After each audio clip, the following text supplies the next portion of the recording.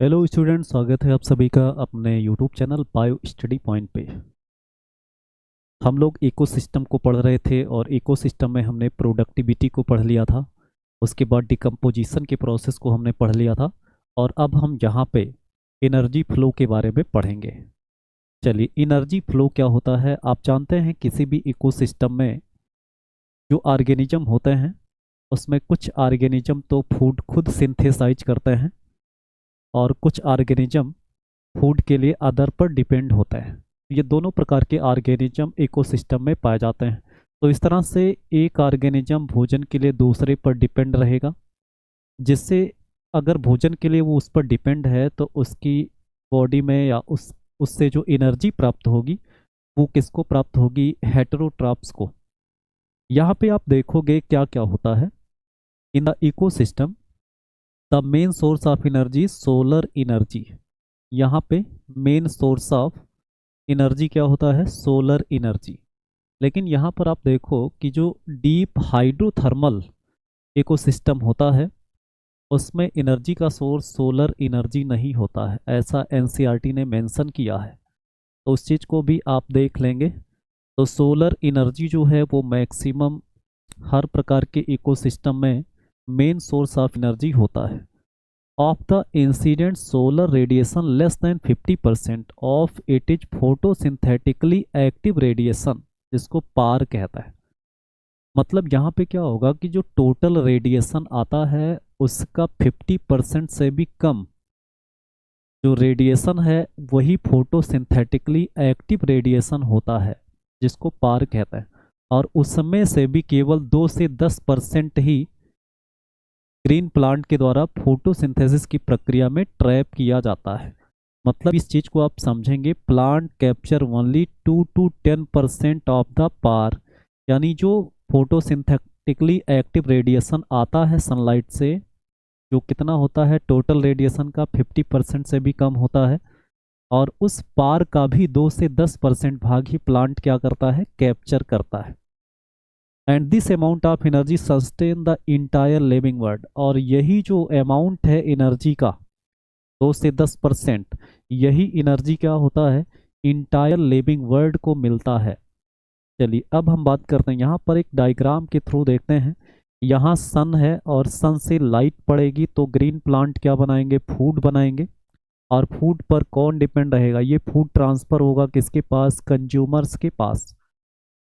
तो यहाँ पे आप देखो, जो फूड बनाएगा उसको प्रोड्यूसर कहते हैं और जो भोजन प्राप्त करेगा उसको कंज्यूमर्स कहते हैं। और सनलाइट से यहाँ पे आप देखो लाइट एनर्जी को केमिकल एनर्जी में कन्वर्ट किया जाता है, आपको पता है फोटोसिंथेसिस की प्रक्रिया में। तो इस तरह से एनर्जी क्या होता है? ट्रांसफर होता है।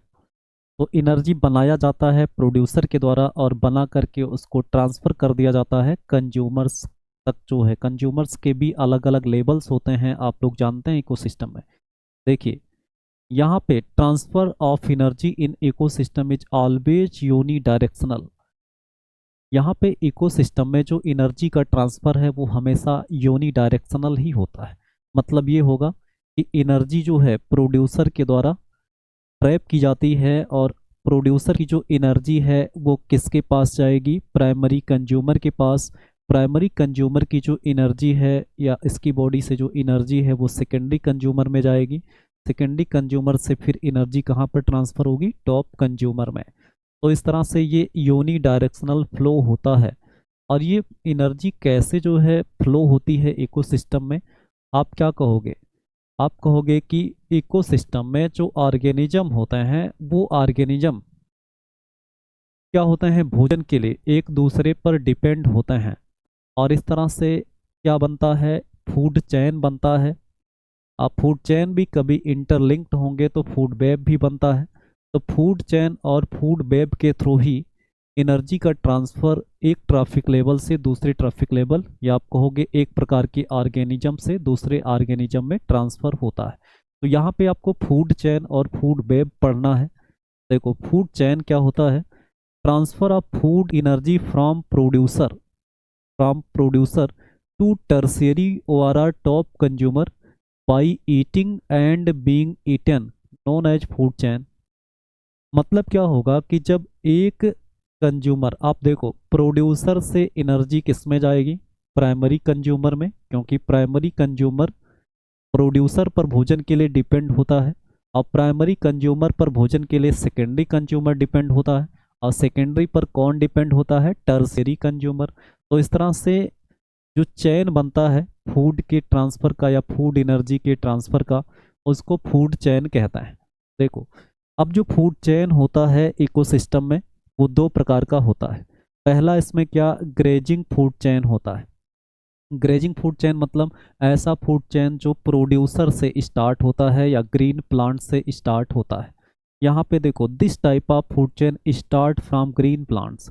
इस प्रकार के जो फूड चेन है वो कहाँ से स्टार्ट होते हैं, ग्रीन प्लांट्स। और आप जानते हैं ग्रीन प्लांट जो है वो प्रोड्यूसर होते हैं। It is most common type of food chain, ये सबसे कॉमन टाइप का फूड चेन होता है। It is also called predator food chain. Predator food chain क्यों कहते हैं, क्योंकि यहाँ पर एक ऑर्गेनिज्म दूसरे ऑर्गेनिज्म को पकड़ कर खाता है, तो ये क्या होता है, प्रीडेटर फूड चेन होता है। यहाँ पे आप देखो ग्रेजिंग फूड चेन का एग्जाम्पल देखो क्या क्या होता है। देखो इसमें जैसे मान लो कि ग्रास है, तो ग्रास को कौन खाएगा, रैबिट खाएगा। फिर रैबिट को कौन खाएगा, तो फॉक्स खाएगा। और फॉक्स को कौन खाएगा, ओल्फ खाएगा। और ओल्फ को कौन खाएगा, टाइगर खाएगा। तो इस तरह से क्या होता है, एक ऑर्गेनिज्म दूसरे ऑर्गेनिज्म को खाता है और खुद अगले ऑर्गेनिज्म के द्वारा खाया जाता है। तो इससे जो जो चेन बनता है उसी को फूड चेन कहता है। यहाँ दूसरा देखो आप, फाइटोप्लैंक्टन है, ये एक्वेटिक इकोसिस्टम में मिलता है। फाइटोप्लैंक्टन को कौन खाएगा, तो जू प्लैंक्टन खाएंगे। जू प्लैंक्टन को कौन खाएगा, स्मॉल फिश खाएंगे। और स्मॉल फिश को कौन खाएगा, लार्ज फिश खाएंगे। तो इस तरह से ये क्या बनेगा, फूड चेन बनेगा।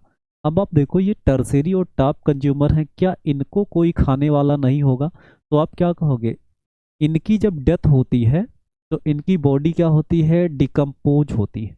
इनकी बॉडी क्या होती है, डिकम्पोज होती है। और डिकम्पोज होगी तो इनको पहले कौन खाएगा, डिकम्पोजिशन में सबसे पहले क्या होता है, डिकम्पोजिशन में जो डिट्राइटस बनते हैं इनकी बॉडी के, उसको कौन खाएगा, तो आप कहेंगे यहाँ पर डेट्रीबोरस। डेट्रीबोरस क्या करेंगे, डेट्रीबोरस इसको खाएंगे। अगर आप डिकम्पोजिशन पढ़े होंगे, इसके पहले के वीडियो में हमने बताया था कि जब बॉडी का डेथ और डिके होता है तो उस पर सबसे पहले डेट्रीबोरस अटैक करके और उसको क्या करते हैं, छोटे छोटे फ्रेगमेंट में तोड़ते हैं, जिसको फ्रेगमेंटेशन कहा जाता है। तो डेट्रीबोरस, अब डेट्रीबोरस पर भी डिपेंड रहने वाले कुछ दूसरे ऑर्गेनिज्म होंगे, फिर उन पर भी डिपेंड रहने वाले कोई और ऑर्गेनिज्म होंगे। इससे यहाँ पर क्या होगा कि डेड और डिकेइंग मैटर से भी यहाँ पर किसका निर्माण होगा, फूड चेन का। और इस फूड चेन को किस नाम से जानेंगे, उसको डिट्राइटस फूड चेन कहता है। देखो यहाँ पे समझते हैं, this type of food chain start from dead and decaying matter. Dead और डिकेइंग मैटर से फूड चेन स्टार्ट होगा। इसको सेप्रोफिटिक फूड चेन भी कहता है। इसको क्या कहेंगे, सेप्रोफिटिक फूड चेन भी कहता है। जैसे एग्जांपल देखो यहाँ पे डेड लीव्स हो गया। डेड लीव्स को कौन खाएगा, तो वुड लाउच खाएगा, जो सॉइल में पाए जाने वाले ऑर्गेनिज्म है। और फिर उनको कौन खाएगा, तो यहाँ पर ब्लैक बर्ड खाता है। ब्लैक बर्ड, आप लोगों ने देखा होगा कि सॉइल में जब किसी भी एनिमल या प्लांट का जो रिमेन्स है, जब वो डेड और डिके होता है तो उस पर बहुत सारे इंसेक्ट उसको खाने वाले आ जाते हैं, या बहुत सारे सॉयल ऑर्गेनिज्म उसको खाते हैं। फिर उस सॉयल ऑर्गेनिज्म को कौन पकड़ पकड़ कर खाता है, कुछ पक्षी होते हैं जो खा लेते हैं। तो इस तरह से पहले डेड मटेरियल होगा, उसको सॉयल के ऑर्गेनिज्म खाएंगे, फिर सॉयल के ऑर्गेनिज्म को बर्ड्स खा लेंगे। तो इस तरह से जो फूड चेन बनेगा उसको डिट्राइटस फूड चेन कहा जाएगा। यहाँ पे ये एग्जाम्पल आप ध्यान में रखेंगे। चलिए उसके बाद फूड वेब की बात करते हैं। फूड वेब का मतलब क्या होता है, क्या एक फूड चेन दूसरे फूड चेन से इंटरलिंक्ड होगा, बिल्कुल होगा, क्योंकि ये ओपन टाइप का सिस्टम होता है। इकोसिस्टम कैसा सिस्टम होता है, ओपन टाइप का, जिसमें कोई भी ऑर्गेनिज्म किसी भी ऑर्गेनिज्म को क्या कर सकता है, खा सकता है। देखो आप लोग इसमें various food chain interlink to each other to form food web, यानी डिफरेंट टाइप के जो फूड चेन होते हैं वो इंटरलिंक्ड होते हैं। यहाँ पर आप देखो जैसे ग्रास को ग्रास होपर भी खाएगा, और ग्रास को रैबिट भी खाएगा, ग्रास को माउस भी खाएगा। यानी आप क्या कहोगे, ये आप यहाँ से देखोगे तो ये इतना क्या बनेगा, एक फूड चेन बनेगा। ये इतना आपको दूसरा फूड चेन दिखेगा। तो हर फूड चेन आपस में क्या होगा, इंटरलिंक्ड होगा। तो जिसको किस नाम से जाना जाएगा, जिसको फूड वेब कहता है। तो इस तरह से ये क्या हो जाएगा, फूड वेब हो जाएगा। अगला देखते हैं, यहाँ पे ट्रैफिक लेवल की बात करते हैं। ट्रैफिक लेवल की बात करते हैं। देखो देखो based on the source of nutrition, nutrition के सोर्स के आधार पर ऑर्गेनिज्म जो होते हैं वो ऑक्यूपाई करते हैं एक स्पेसिफिक प्लेस पर इन द फूड चेन। यानी फूड चेन में हर ऑर्गेनिज्म का अपना स्पेसिफिक प्लेस होता है। प्लेस होने का मतलब, जैसे ऑर्गेनिज्म अगर हर्बीवोरस है तो उनको क्या कहा जाएगा, उनको प्राइमरी कंज्यूमर कहा जाएगा। अगर ऑर्गेनिज्म हर्बीवोरस जीवों को खाने वाले होंगे तो उसको सेकेंडरी कंज्यूमर कहा जाएगा। तो ऐसे क्या होगा, हर ऑर्गेनिज्म का अलग अलग ट्रैफिक लेवल होता है। देखो यहाँ पे जैसे एग्जांपल में आप देखोगे, यहाँ पे पहले इकोसिस्टम में क्या पाए जाएंगे, प्रोड्यूसर। और प्रोड्यूसर का काम क्या होता है, तो ये ऑटोट्रॉप्स होते हैं। इसमें कौन कौन आता है, जैसे फाइटोप्लैंक्टन, ग्रास आ गया, ट्रीस आ गया।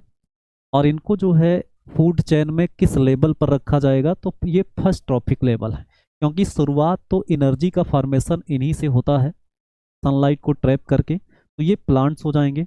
अब प्राइमरी प्रोड्यूसर को जो खाने वाले होंगे वो हर्बीवोरस होंगे, जिनको हम किस नाम से जानेंगे, प्राइमरी कंज्यूमर। प्राइमरी कंज्यूमर कोई एनिमल होगा जो किसको खाएगा, हर्बीवोरस को। तो जो हर्बीवोरस ऑर्गेनिज्म है वो सेकेंड ट्रॉफिक लेवल पर आएंगे, जैसे जू प्लैंकटन हो गया, ग्रास होपर हो गया और काऊ हो गया।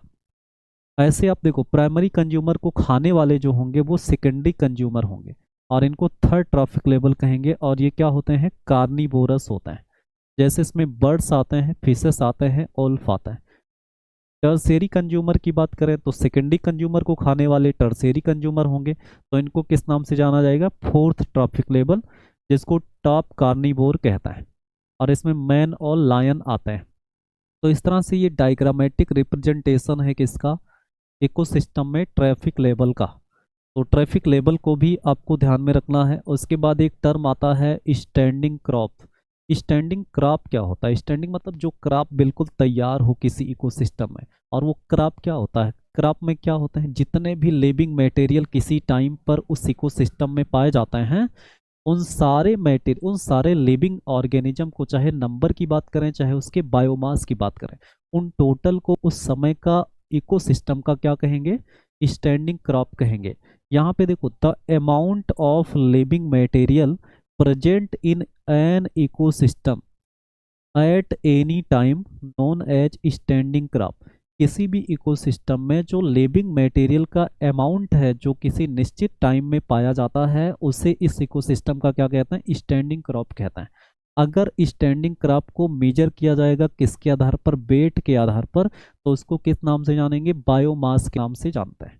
देखो अगला क्या है, इसमें 10% लॉ ऑफ एनर्जी फ्लो है। एनर्जी फ्लो का यही जो रूल है, इसी को हमें पढ़ना है। यहाँ पे देखो, this law was given by Raymond Lindeman in 1942। इसीलिए इसको 10% लॉ को जो है लिंडमैन थ्योरी भी कहता है। क्या कहते हैं, लिंडमैन थ्योरी भी कहता है, लिंडमैन थ्योरी कहा जाता है। इसमें होता क्या है, the law states that only about 10% of the energy from one traffic level is transferred to the next, while the remaining 90% is lost primarily as heat during metabolic process। इसका मतलब ये है कि जब एनर्जी एक ट्रैफिक लेवल से दूसरे traffic level में ट्रांसफर होती है, तो कितनी एनर्जी ट्रांसफर होती है, केवल 10% एनर्जी ही ट्रांसफर होती है। बाकी 90% एनर्जी हीट के रूप में लॉस कर जाती है। यहाँ पे आप देखो, एक यहाँ पे पिरामिड दिया गया है, एनर्जी का पिरामिड है, जिसमें आप देख रहे हो कि यहाँ पे प्राइमरी प्रोड्यूसर हैं। प्राइमरी प्रोड्यूसर ने लाइट एनर्जी या केमिकल एनर्जी को ट्रैप किया यहाँ पर, और फिर उस एनर्जी का यहाँ पर मान लो 100% एनर्जी किसने बनाया, प्राइमरी प्रोड्यूसर ने। अब प्राइमरी प्रोड्यूसर की जो एनर्जी है जब वो प्राइमरी कंज्यूमर में ट्रांसफर होगी, तो यहाँ पर देखो हीट के रूप में एनर्जी लॉस भी करेगी और केवल कितना जाएगा, 10% जाएगा। उसके बाद 10% से भी आगे वाले ट्रॉपिक लेवल में 1% हो जाएगा, फिर 0.1% हो जाएगा। यानी हर लेवल पर केवल 10% एनर्जी ही ट्रांसफर हो रही है। और यहाँ हीट के रूप में कितना परसेंट एनर्जी लॉस कर रहा है, 90% एनर्जी क्या हो रही है यहाँ पर, लॉस कर रही है। हर ट्रॉपिक लेवल पर कितने परसेंट एनर्जी लॉस हो रहा है, 90%। तो इस तरह से एक ट्रैफिक लेवल से दूसरे ट्रैफिक लेवल में जो एनर्जी ट्रांसफर हो रही है वो केवल टोटल एनर्जी का 10% ही ट्रांसफर होगी, 90% हीट के रूप में लॉस कर जाती है। इसी लॉ को क्या कहते हैं, 10% लॉ कहते हैं। इसका मतलब कि जो एनर्जी है वो इनसफिशियंट होता है। इनसफिशियंट का मतलब क्या होगा, ऐसा नहीं कि टोटल 100% एनर्जी बनी तो वो 100% दूसरे ट्रैफिक लेवल को मिल जाएगी, ऐसा बिल्कुल नहीं है। वहाँ पर 90% एनर्जी हीट के रूप में लॉस करेगी। तो इस तरह से ये एनर्जी फ्लो का जो टॉपिक है वो कंप्लीट हुआ। अगली वीडियो में हम इकोलॉजिकल पिरामिड के बारे में पढ़ेंगे जिसको एल्टोनियन पिरामिड कहते हैं।